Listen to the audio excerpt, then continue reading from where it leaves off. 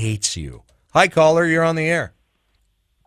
Hey, Ken. It's Dave Kalin. Hey, Dave. What's going on? For Supervisor of Elections. How are you? Good. What's going on?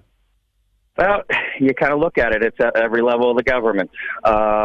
We've got to get the people re-engaged in our political system to realize that both parties are working against us to keep themselves in that position of power and authority.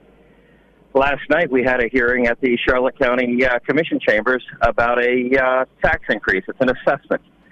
And while it's a controversial one about the fire department, there was nothing transparent about it.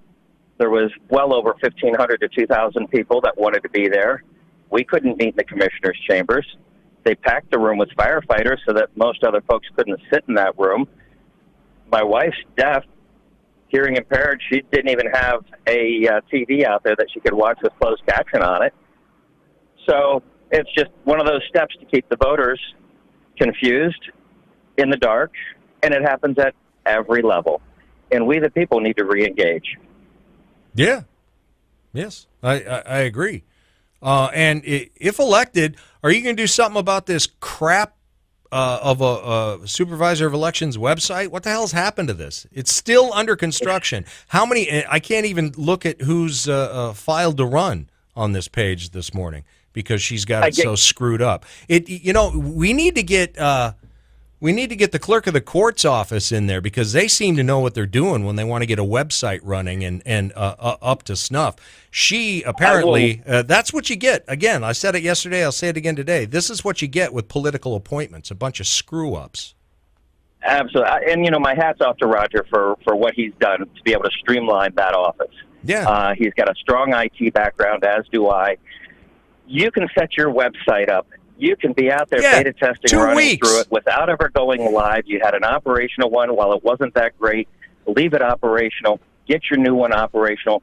Have your workers, have individuals getting into it to make sure everything works before you go live with it. Our website, as an SOE, should be streamlined. And given the population density we have with our older generation, it should be large and easy. Yeah, it should be pretty much a ticker tape parade for them that all they got to do is click and go and should not have to hunt for anything. And again, that comes down to transparency too. Transparency in government is gone. And, you know, trying to hide what people are paying on their taxes or trying to hide who's donated to whose campaign, it might not be intentional, but it gives the appearance of. True. And that is why we've got to be above reproach as an elected official, 100% transparent. And, you know, again, that's why my personal phone number is out there. Anybody wants to know what's going on with your elected official, they shouldn't be getting a staffer that never calls back. They should be getting the elected official they put in that office and say, hey, we have an issue. Help me here, and have that conversation. That is why my personal phone number is out there for everyone to see. All right, Dave, take us back to the meeting last night.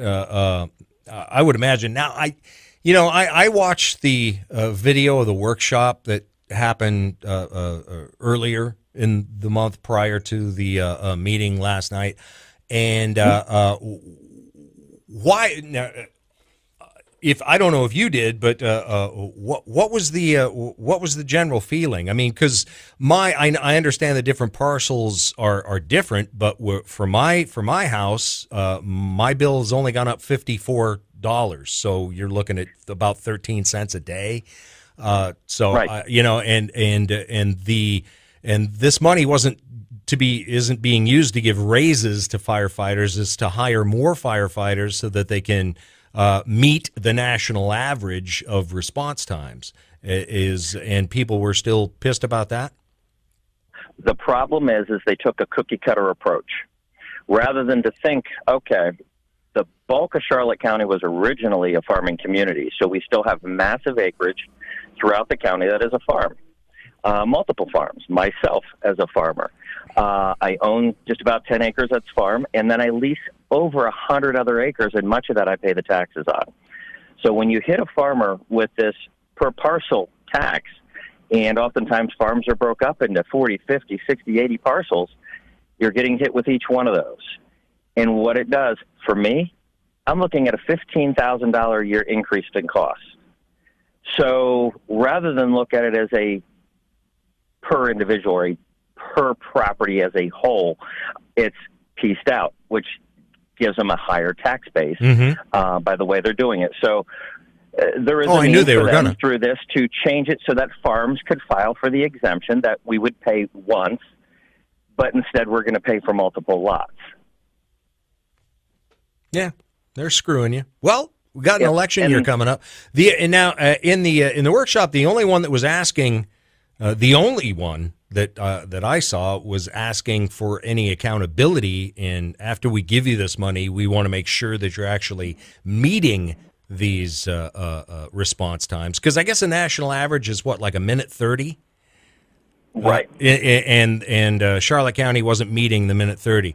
So at first blush, you might say, well, okay, they're using this money to hire more people so that they can meet these response times, so less of these old retirees will vapor lock before the EMTs get there. And that I understand. And I agree with Commissioner Teseo in demanding some accountability to make sure that the money was used properly and that these guys are meeting the national standard for response times.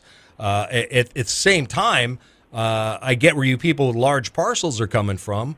They seem to be screwing you for something that might not ever affect you.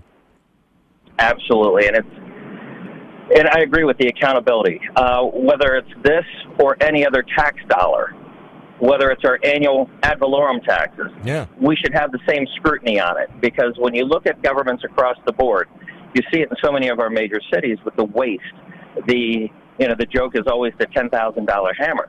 And that's what happens when you put a government entity in charge of bidding a system out, is friends of friends tend to get the bids. The prices tend to be a little higher. It seems to what happens when you're running it through the government. If it was run like a business, you come back to Donald Trump saying our government's bloated. We need to run it like a business. Well, it should be run like a business. But the problem is with government is it's other people's money. So there's really not that big concern like it would be if it was your own money. Because I guarantee if their pockets were being fleeced the same way, they'd be very upset. And so there has to be that accountability at every level. And you know what, as an elected official, I would be welcoming that oversight to ensure that the people with what was happening and that it was 100% transparent. The moment you try to be a little quiet, try to cover it up a little bit, whether there is or there isn't something going on, it raises questions. Yeah. Did they give a total? You end up with the masses of people last night. Did they give a total of what they expect just this tax increase is going to give them revenue-wise? I believe right around $40 million. All right. Well, we've given them enough money to, they're taking enough money from us to hire more firemen. Next budget cycle, unless they have got those response times down, people from the fire department need to just shut the hell up if that's the case. I agree. And there's ways to streamline the fire department as well to make them more efficient. And that's where you start looking at how can we do it better with what we have, and then continue to slowly build that process to ensure that we have the cover.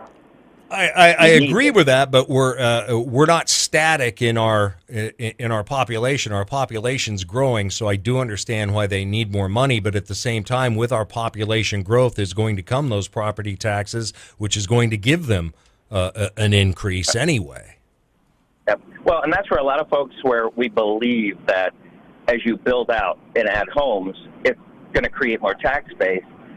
But when you're generating bedrooms, that residential revenue, the cost versus the benefit as the taxation, they're not equal. Yeah. As you add more bedrooms, more people, you're adding more teachers, more schools, more buses. You're adding more firefighters, more police.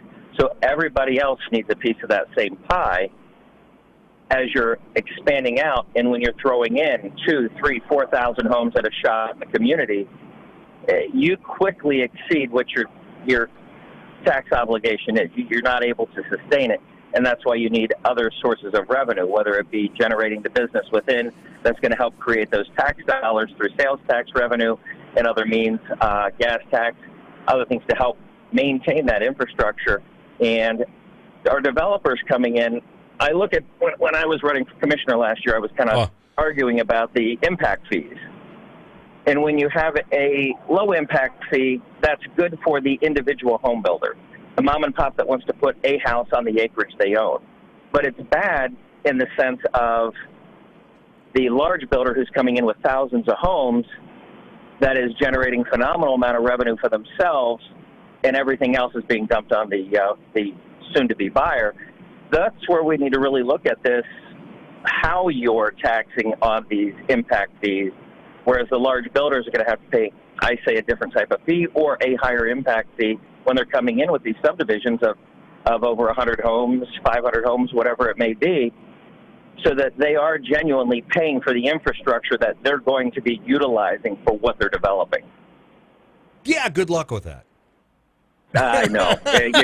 When you look at what we have for the Board of Commissioners, you're either a realtor or you're a builder. Some of them are both. So when you have the very people that are profiting off of this business model that's currently going on, you get what we have. Yeah. Hey, I got to roll. Dave, thank you much. Dave Kalin, ladies and gentlemen. We're going to take a break. We'll be right back on News Radio